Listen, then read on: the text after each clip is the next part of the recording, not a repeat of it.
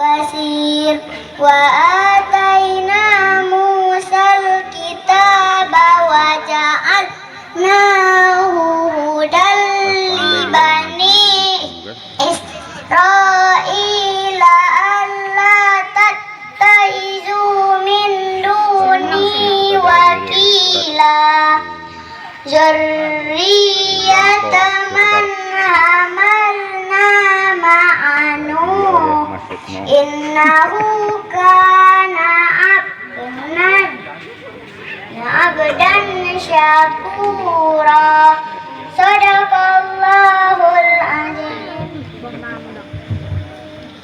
Aku berlindung pada Allah dari godaan syaitan yang terkutuk.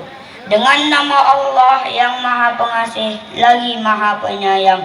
Maha suci Allah yang telah memperjalankan hambanya pada suatu malam dari Masjidil Haram ke Masjidil Aqsa, yang telah kami berkahi sekelilingnya, agar kami perlihatkan kepadanya sebagian dari tanda-tanda kebesaran kami.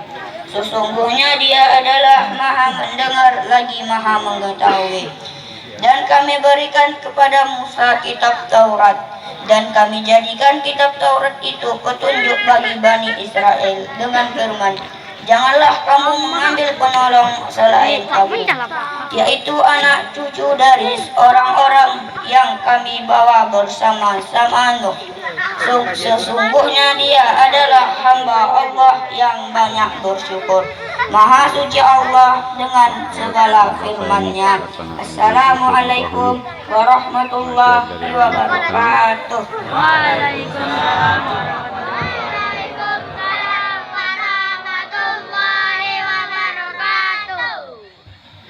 Alhamdulillahi wa kafa wa salatuhu wa salamuhu min ibadihi alladhina astafa. Ashhadu an la ilaha illallahul malikil huda wa ashhadu anna sayyidana wa nabiyyana Muhammadan abduhu wa rasuluh alladhi la yantiqu 'anil hawa in huwa illa wahyun yuha. Allahumma salli wa sallim wa barik ala sayyidina Muhammad wa ala alihi wa ashabihi ajma'in. Amma ba'd, Rabbi syrah li sadri wa yassir li amri wahlul 'uqdatam min lisani yafqahu qawli. Rabbi a'udzu bika min hamazati syayatin wa a'udzu bika rabbi ay yakhdurun. Subhanaka la ilma lana illa ma 'allamtana innaka antal alimul hakim wa la haula wa la quwwata illa billahil aliyil azim. Kita muliakan Bapak Kepala Dusun Lubuk Bandung Hulu, Bapak RW, Bapak RT di lingkungan pemerintahan Lubuk Bandung.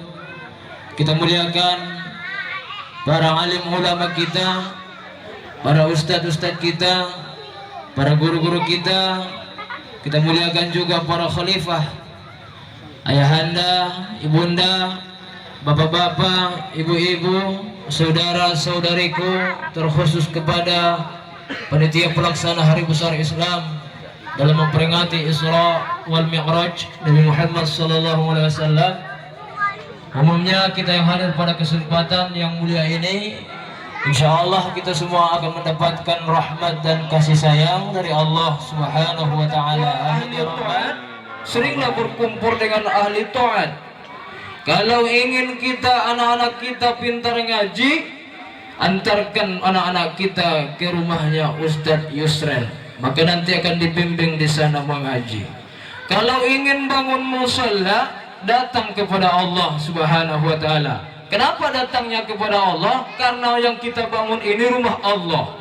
Maka kalau rumah Allah yang kita bangun, insya Allah tidak ada kata tidak, maka Allah yang akan menyelesaikannya. Dengan cara apa Allah menyelesaikannya?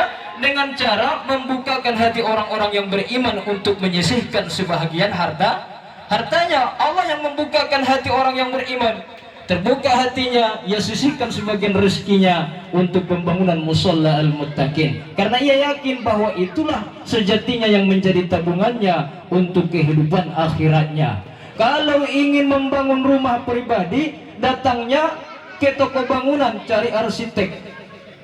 Pergi ke toko bangunan, cari arsiteknya. Tapi saya sudah datang ke toko bangunan Ustaz, cuma uangnya belum cukup. Kalau begitu Bu, banyak-banyaklah berdoa kepada Allah. Kata saya kalau datangnya ke Ustaz, Ustaz saya sudah berdoa Ustaz, sudah 2 tahun lebih tapi belum juga bangun rumah. Kalau begitu tambah ibadahnya, tambah amalannya. Apa amalannya Ustaz? Banyak-banyak baca Al-Quran. Udah saya baca Al-Quran Ustaz. Surat apa yang ibu baca, yang bapak baca? Surat Al-Baqarah, surat Al-Imran, surat Al-Waqi'ah, surat Yasin, surat Ar-Rahman, tambah lagi surah Tabarak Al-Mulk. Tapi belum juga bisa bangun rumah Ustaz. Kalau begitu ada surat yang kurang satu lagi, namanya surat Tanah. Nah, kalau sudah lengkap dengan surat Tanah nanti insya Allah. Maka Bapak Ibu Saudaraku yang dimuliakan Allah Subhanahu wa Ta'ala, orang yang berbahagia itu adalah orang yang dekat dengan Allah, yang hatinya selalu terpaut dengan Allah, selalu menyebut asma Allah. Maka orang yang dekat dengan Allah ini akan dibimbing hidupnya. Hidupnya itu akan dibimbing oleh Allah Subhanahu wa Ta'ala. Nah, bagaimana tandanya Allah membimbing hati seseorang itu? Hatinya terpaut dengan masjid, hatinya terpaut dengan mushola. Urusan masjid dia peduli, urusan mushola dia peduli. Dia tidak menjadi orang yang cuek, tidak peduli dengan urusan agama. Dia sangat antusias dengan urusan mushola dan masjid. Ini tandanya hati seseorang telah dibimbing.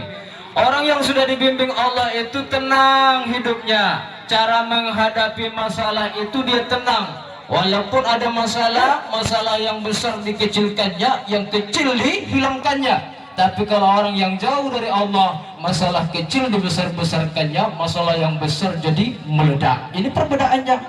Maka ada kawan saya cerita, Ustadz, ya ada cerita ini Ustadz. Apa ceritanya? Ada bapak tua dengan ibu tua pergi ke pasar Ustadz. Ngapain? Mereka mau berbelanja ke pasar. Mereka mengendarai mobil tua. Barangkali sedan buntut ini Pak. Bapak tua dengan si ibu tua di mobil yang sudah tua. Di tengah perjalanan melintaslah mobil mewah. Di mobil ini pasangan muda-mudi seperti saya lah mungkin mudanya. Nah, umur menurut pandangan ibu umur saya berapa? 20 tahun ya, masih muda ya. Nah, alhamdulillah. Jadi di tengah perjalanan melintas mobil mewah. Di mobil mewah ini pasangan muda-mudi. Nampak sama si ibu tua tadi. Masya Allah, mobilnya itu mewahnya ya Allah. Dibilang sama suaminya, ya tengoklah mobil orang itu. Kenapa? Mobilnya cantik, mewah, kencang, mungkin pakai AC barangkali. Kita sudahlah mobilnya kedek-kedek, lama lagi, gerah lagi. Apa kata suaminya? Sudahlah, jangan pikirkan punya orang lain. Punya kita kan yang ini aja kita nikmati katanya. Ya juga. Sampai di pasar, si bapak tua ini keluar dari pintu kanan, muter ke depan, dibuka pintu kiri. Buka pintu kiri ini, dipersilahkanlah si istri ini keluar, ibu tua. Nampak sama si istri yang di mobil mewah tadi, istri muda itu. Masya Allah, sudah setua itu masih disayang sama suaminya. Datang dia, Bu, ibu tuh beruntung Bu. Kenapa? Dapat suami yang penyayang, perhatian sama ibu. Kenapa kok gitu? Buktinya saja turun dari mobil, pintu mobil dibuka sama bapak. Ibu diperlakukan macam permaisuri. Kalau saya di mobil tadi dimarah-marah lagi katanya. Oh begitu ya, kata si ibu tua. Iya Bu. Nah, asal kamu tahu saja, bapakmu itu buka pintu bukan karena sayang. Terus memang pintu mobil itu tak bisa dibuka dari dalam. Tak bisa buka dari dalam. Aku dulu saya teringat waktu SD, waktu pesantren kita naik ke mobil angkot, kalau tak dibuka sama supirnya tak bisa kita keluar. Terkunci dari luar Pak, harus supirnya yang buka. Jadi apa maknanya? Hikmahnya Bapak Ibu Saudaraku, dalam hidup ini kita sering menganggap bahwa kebahagiaan itu ada pada orang lain. Padahal sejatinya yang berbahagia itu siapa? Kita pribadi masing-masing. Setiap kita punya hak untuk berbahagia. Dengan cara apa? Dekatkan diri kepada Allah, selalulah mengingat asma Allah. Alladzina amanu tatma'innu qulubuhum bidzikrillah. Orang-orang yang beriman itu hati mereka akan tenang dengan berzikir kepada Allah. Ala bidzikrillahi tatma'innul qulub. Ketahuilah, hati orang yang beriman itu akan tenang, tentram dengan banyak berzikir kepada Allah. Maka masih kuat, tapi nanti setelah dia membaca Al-Fatihah, membaca ayat, dia akan takbir Allahu Akbar, dia akan ruku. Kehidupan manusia itu pun seperti itu. Lama kelamaan dia semakin lemah, semakin membungkuk, yang pada akhirnya nanti dia sujud ke tanah. Apa maknanya? Sekarang kita di atas tanah, asalnya dari tanah, nanti akan berakhir di tanah. Nah, maka Bapak Ibu Saudaraku yang dimuliakan Allah Subhanahu wa taala, itu gambaran kehidupan kita, ya. Rukun salat, rukun fikih salat tersebut adalah gambaran kehidupan kita. Oleh karena itu, tak wajar bagi seseorang menyombongkan diri di atas tanah. Wala tamsi fil ardi maraha. Janganlah berjalan di atas bumi ini dalam keadaan sombong, karena kita tidak akan sanggup menyamai tingginya bukit, dan kita tidak akan sanggup menyamai tingginya langit. Masih ada yang lebih tinggi dari kita. Nah, kaya jangan sombong. Orang beriman tidak sombong dia. Banyak hartanya tidak sombong, gagah pun tidak sombong, cantik pun dia tidak sombong. Apa yang mau disombongkan? Karena orang cantik itu akan berubah, ya enggak Bu? Iya. Orang cantik itu nanti akan berubah. Yang tetap itu orang yang jelek. Kalau yang cantik itu lama-lama berubah menjadi jelek. Kalau yang jelek berubah jadi apa? Hah? Jelek. Maka yang tetap itu adalah orang yang jelek. Tapi jangan berputus asa, ya, apapun dia bentuknya, karena yang menentukan kemuliaan kita di hadapan Allah itu bukanlah raut wajah kita. Innallaha la yanzuru ila suwarikum. Allah tidak memandang kamu dari bentuk wajahmu, wala ila amwalikum, dan tidak juga memandangmu dari harta yang kamu miliki. Walakinnallaha yanzuru ila qulubikum wa a'malikum. Maka yang paling mulia di hadapan Allah itu adalah inna akramakum indallahi atqakum. Contoh ini Bu, Pak, andaikan Bapak sama Ibu punya anak gadis, datang calon mantu ke rumah 2 orang. Calon menantu, yang satu pintar ngaji, soleh, taat beribadah ke masjid atau ke musola, cuman agak kere sedikit. Nah, ini yang pertama. Yang kedua, calon mantu yang kedua tak pandai mengaji karena nggak mau belajar ngaji. Iqra pun dia tak paham. Ke masjid malas. Hari Jumat pun kadang iya kadang tidak. Tapi duitnya, kira-kira Ibu pilih yang pertama atau yang kedua? Yang pertama. Iyalah kau. Jujur. Jangan ada dusta di antara kita yo.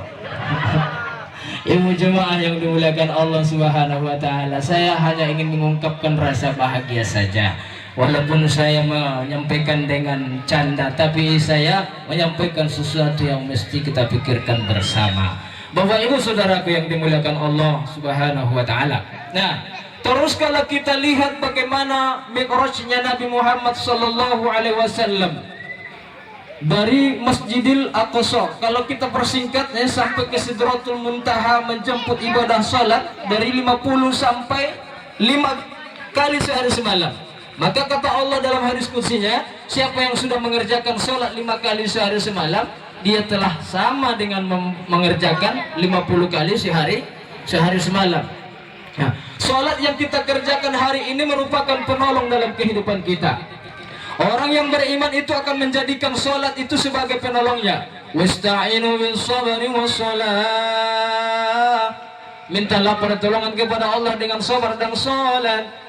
Innaha lakabiratun illa 'alal khashin. Sesungguhnya sholat dan sabar itu sungguh sangat berat. Nah, berat.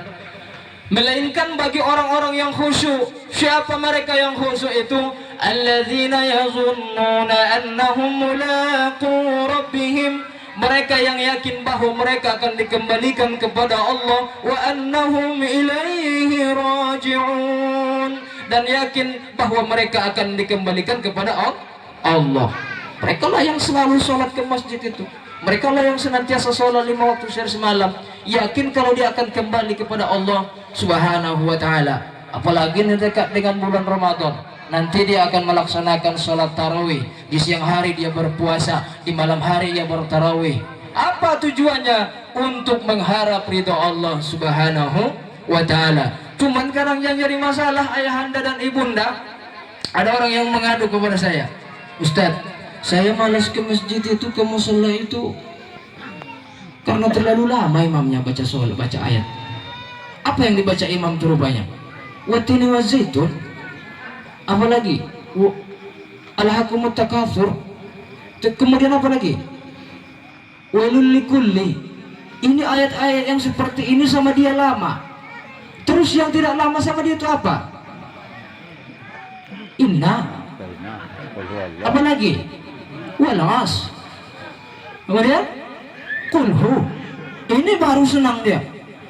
Jadi waktu itu proteslah kaum ibu ketika ada kami melaksanakan sholat tarawih di satu masjid. Imamnya ini baca surah-surah yang biasa saja, cuman yang ketika dia membaca dengan tertil, dengan irama yang merdu, agak lama sedikit. Sholat tarawih 8 rakaat tambah 3 witir, protes kaum ibu. Protes kaum ibu. Pak Imam, ketua, Pak Haji, kalau bantu ikut juga yang jadi imam besok. Nggak mau kami kamu saja lah. Batu, kenapa? Lama imamnya itu membaca ayat. Rapatlah kami pada malam itu. Kalau begitu, siapa imam tarawih kita? Kita carilah yang agak cepat sedikit. Pak, ada melirik lah sama saya, Pak.